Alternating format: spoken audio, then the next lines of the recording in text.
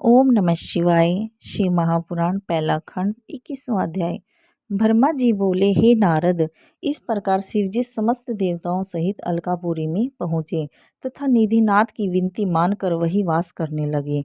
अलकापुरी अधिपति निधिनाथ ने शिवजी की पूजा करके मेरा भी आदर सत्कार किया। यही बात हर व्यक्ति के लिए उचित है कि जो कोई अपने घर आए उसका सत्कार करे तथा वे शास्त्रों को जानकर अच्छे कर्म से युक्त होकर संसार में प्रसिद्धि प्राप्त करे। फिर शिवजी ने सिंहासन पर विराजमान हो तुरंत ही विश्वकर्मा को कैलाश पर्वत को अत्यंत सुंदर बनाने का आदेश दिया।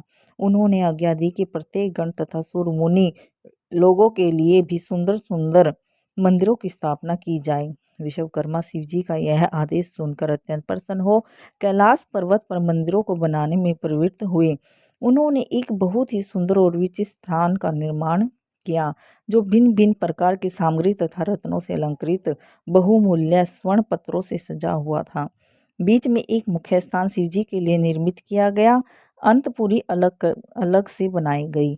इसके पश्चात उसने शिवजी से आकर प्रार्थना की कि मंदिर बनकर तैयार है, अब और जो कुछ आज्ञा हो उसका पालन करूं।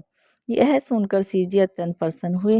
तब सबकी इच्छा हुई कि शिवजी कैलाश को चले तो अत्यंत उत्तम हो। अंतर्यामी शिवजी अपने भक्तों के मन की इच्छा को समझ गए तथा अपने चरण कमलों से कैलाश पर्वत को सुशोभित किया।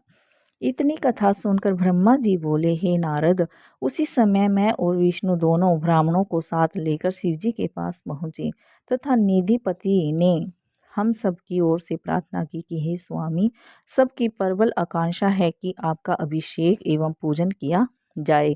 हम आपको सिंहासन पर बिठाकर पूजा करें, इसमें हमारा मनोरथ सफल हो। शिवजी ने प्रसन्न होकर यह बात स्वीकार कर ली। तब सब लोग आनंद से तैयारी में लगे। मुनियों द्वारा ज्योतिषों से सुमुहूर्त जानकर प्रसन्नता हो विष्णु ने यह कहा कि शिवजी को अभिषेक का मुहूर्त निश्चित हो गया है, अब विलंब न कीजिए। तब मैंने और विष्णु ने शिवजी से कहा, हे प्रभु, अब आप स्नान कर इस समय योग्य वस्त्र धारण कीजिए। शिवजी ने हमारी प्रार्थना को स्वीकार किया और स्नान कर वस्त्र धारण किए। यह देखकर सब उपस्थित जन प्रसन्न हुए और शिवजी के स्नान के लिए समस्त तीर्थों का जल लाया गया। उसी जल में उन्होंने स्नान किया। मैंने तथा विष्णु जी ने उनके शरीर को अपने हाथों से अच्छी तरह से मल कर धोया। उसके पश्चात शिवजी दिव्य वस्त्र धारण करके सिंहासन पर सुशोभित हुए। मैंने वेद ध्वनि प्रारंभ की। सर्वप्रथम विष्णु जी ने मंत्र पढ़कर शिवजी की पूजा की तथा लक्ष्मी जी सहित बड़ी भक्ति के साथ बार बार आरती उतारी। समस्त गंधर्व अपने प्रिय स्वर एवं मधुर वाणी में मनोहर गीत गाने लगे। मैंने भी समस्त देवताओं के साथ पूजा की। इसके पश्चात सनकादिक, मरीचि तथा अन्य मुनि आदि ने शिवजी की पूजा की। हम सब लोगों ने इस आनंद का बहुत ही लाभ उठाया।